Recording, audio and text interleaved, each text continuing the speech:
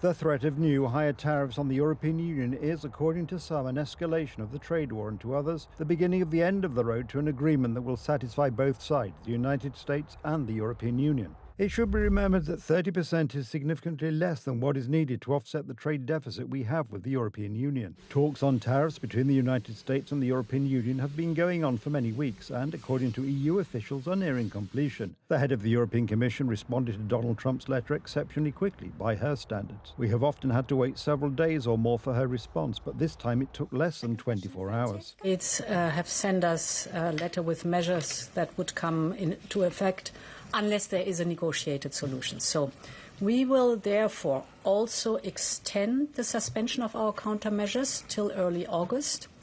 And at the same time, we will continue to prepare further countermeasures so we are fully prepared.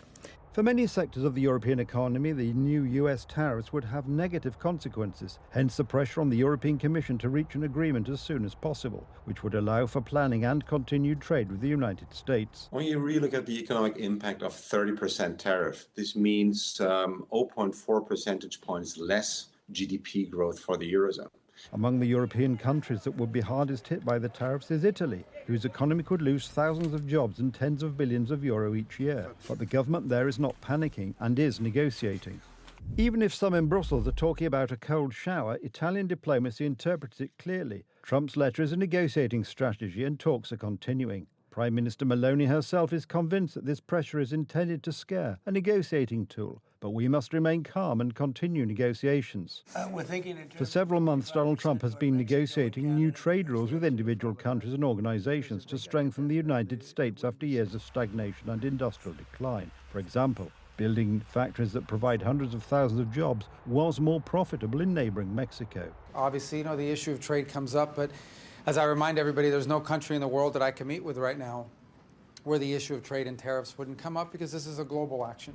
So our negotiators, the baseline will take effect the 1st of August, but obviously, as the President's made clear, there are opportunities for adjustments based on arrangements that could be made between now and then. But beyond that, it's been very positive. Negotiations between the United States and the European Union are not easy due to conflicting interests within the community itself. Germany is pushing for a quick agreement to protect its industry, but other countries, including France, believe that EU negotiators should not agree to a one-sided deal on terms dictated by the United States.